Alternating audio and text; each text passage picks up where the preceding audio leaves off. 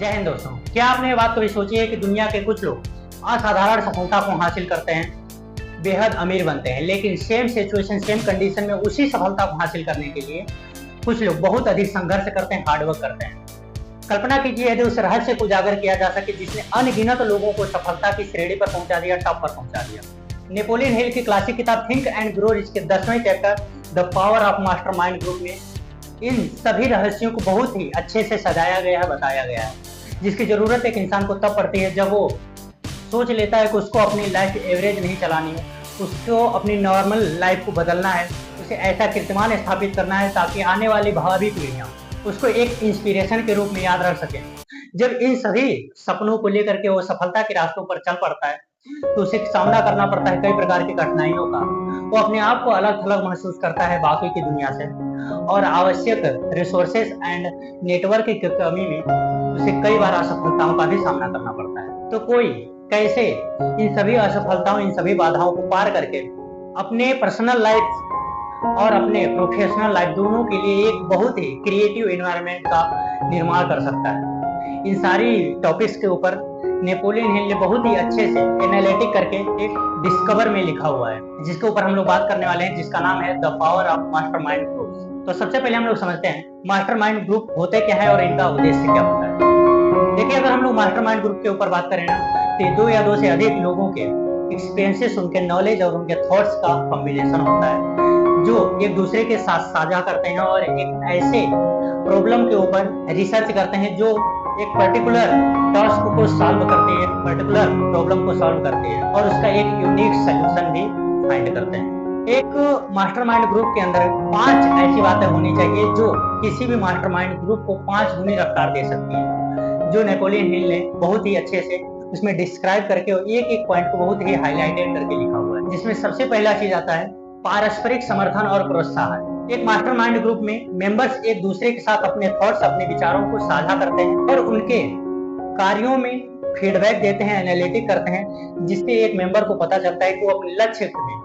कहां पर गलती कर रहा है और कहां पर उसको सुधार करने की जरूरत है और किस जगह पर वो सही कर रहा है जहां से उसको अच्छे रिजल्ट मिल रहे हैं। दूसरी बात आती है इसमें सामूहिक बुद्धिमत्ता। आप जानते हैं कि किसी भी मास्टरमाइंड ग्रुप में कई लोगों का एक ग्रुप होता है जो किसी एक पर्टिकुलर प्रॉब्लम को अपने डिफरेंट पॉइंट ऑफ व्यू से देख करके उसका नए नए सॉल्यूशंस फाइंड करते हैं और एक यूनिक सॉल्यूशन फाइंड करते हैं जो कोई एक अकेला बंदा उसमें ऐसा करने में सक्षम नहीं होता है। अब इसमें तीसरी बात आती है समस्याओं का समाधान और निर्णयों का निर्माण। एक मास्टरमाइंड ग्रुप में कोई भी मेंबर अपनी समस्याओं को, अपनी प्रॉब्लम्स को मास्टरमाइंड ग्रुप में ला करके सामने रख सकता है और उससे कई तरह के एक्सपीरियंस लोगों का, उनका नॉलेज, उनके आइडियाज के थ्रू एक इम्पोर्टेंट इनपुट फाइंड कर सकता है, जिससे उसे एक नए डायरेक्शन मिलती है, एक सही डायरेक्शन मिलती है अपने लक्ष्य को आगे ले जाने के लिए। अब इसमें चौथा और इम्पोर्टेंट पॉइंट आता है जिसका नाम होता है नेटवर्किंग एंड रिसोर्सेज, नेटवर्क और संसाधन। मास्टरमाइंड के ग्रुप एक दूसरे के साथ अपने नेटवर्क और अपने संसाधन को शेयर करते हैं, जिससे प्रत्येक इंसान को, जो कि मास्टरमाइंड ग्रुप का सदस्य है, उसे अपने लक्ष्य को हासिल करने में बेहद सरलता होती है और एक समर्थन भी मिलता है, एक नेटवर्क भी बनता है, जिसके थ्रू वो अपनी सफलता को बहुत ही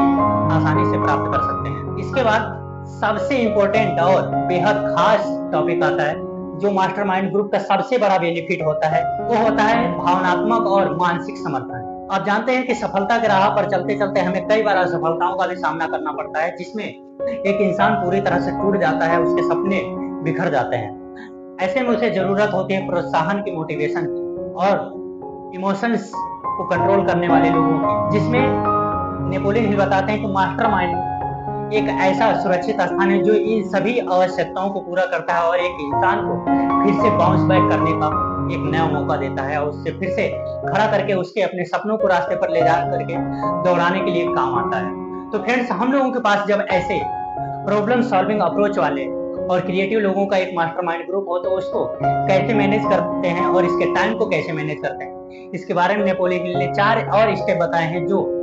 इसके मैनेजमेंट पर विशेष ध्यान देता है। जिसमें सबसे पहली चीज आती है रेगुलर मीटिंग्स। रेगुलर मीटिंग ये डिफाइन करती है कि कोई इंसान या फिर कोई भी मास्टरमाइंड ग्रुप अपने लक्ष्य में कितना आगे बढ़ चुका है या फिर उस लक्ष्य को प्राप्त करने के लिए कितना अधिक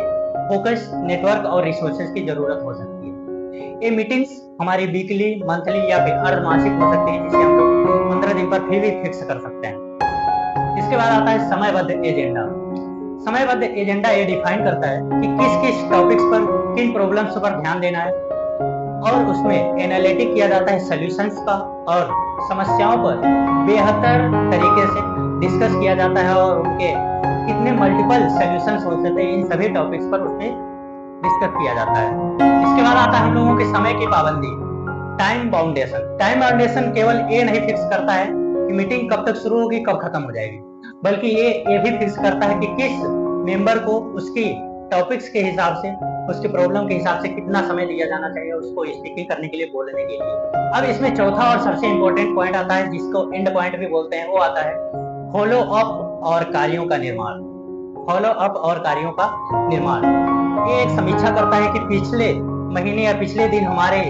मास्टरमाइंड ग्रुप ने कितना काम किया और आगे आने वाले समय में कितना काम किया जा सकता है,